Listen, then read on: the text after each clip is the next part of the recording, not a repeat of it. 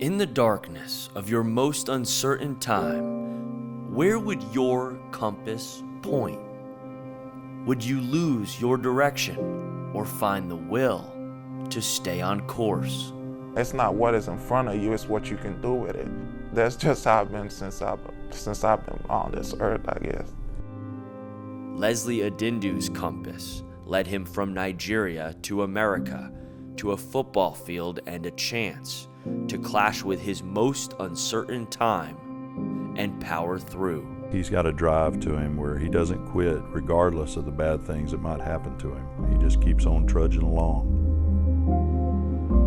Leslie's American story started in 2019, moving to the States, to Texas, to live with his dad, leaving behind a life where he'd worked labor jobs since he was 10, where if mom didn't have the money to pay for school, he skipped the semester, leaving for a fantasy land. Well, we used to think that it's like heaven up here. I used to believe that money grew on a tree. That's what I thought.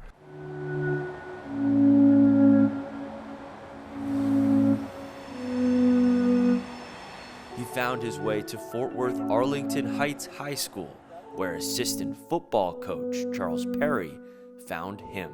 Fortunately, God brought him into my PE class. He was like, "You ever try football?" I was like, "Nah." Oh, he didn't know how to put on pads. He's like, you willing to give it a try?" I was like, "Yes." He has the speed, he's got the size, he's got the strength. I thought, here is a guy that could help us. Playing junior varsity football in his junior year, Leslie's ability was obvious to everybody but himself. I came off the field, they said, "You got a sack." I didn't know what it was. Improving enough to play varsity as a senior gave him direction. And in March of 2020, a reason not to quit on himself when he lost his family and the apartment he was living in. That's just basically what kept me going. Me and my dad, we had a little conflict and whatnot. We had a little misunderstanding. He moved out. They was like, "You can't be in here, your dad moved out." At the same time that his dad deserted him, the COVID-19 pandemic separated Leslie from the football team. For months, they had no idea he was living alone here in Fort Worth at the Union Gospel Mission Homeless Shelter. We couldn't get a hold of Leslie. We didn't know what had happened to him. This is called Union Gospel Mission. Please take a shower. We thought maybe he'd even gone back to Africa. It wasn't until the summer that Leslie learned the football team was practicing, reconnected with the coaches, and showed them where he was staying. I didn't see it like I was homeless. I just saw it like it's just those stages you just gotta go through in life. He's going in a situation that a normal teenager doesn't have to go through and face. He's seen some traumatic things down there, unfortunately. I knew he would.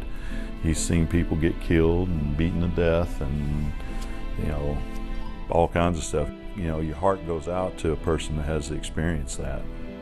As part of his responsibility at the shelter, Leslie had to hold a job. When school started back up, he would work in the kitchen at the shelter at 3 a.m. so he could make it to football practice.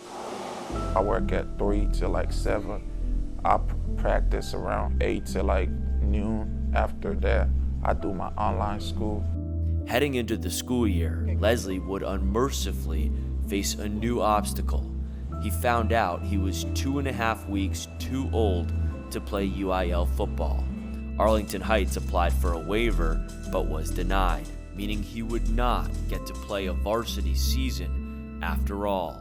Still, Coach Perry was convinced it wasn't the end of the line for Leslie in football. So you told him to stick with it, and what was his response? Yes, Coach. I mean, he really was. I think there for a brief moment you thought about maybe quitting, right? But it wasn't very long. I just used the football as a, like a getaway, like a safe place where I, can be around people, run around and stuff like that. So he kept coming to practice, played in the scrimmages. The coaches built the best highlight tape for him they could. Eventually, recruiters started noticing and then offering. For someone to just come in a senior year with 7 or 8 film snaps to look at, and has never really played on a Friday night to get recruited. I mean, that's pretty big. That's pretty unusual. In February, nearly a year after moving into a homeless shelter, Leslie signed a national letter of intent to play football for Southwest Baptist University on a full scholarship. If it weren't for the coaches, I probably wouldn't even be here. Leslie Adindu. Here was a guy that went from absolutely nothing to, I mean, the world is in the palm of his hand. In Bolivar, Missouri, Leslie Adindu once again has a home he can call his own. Yeah, that's one of those you mark up as something that you really love to see in your life.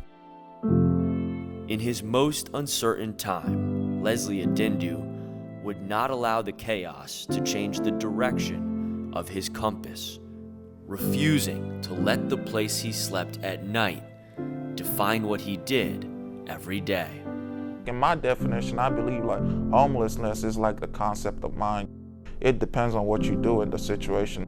Through the darkness, he never lost sight of the big life he plans to live. I got my whole life set. It's like I already got it all set out. I just got to, work at it a day at a time. Just, keep at it. Don't give up. In Fort Worth, Jeff Kolb, Fox 4 Sports.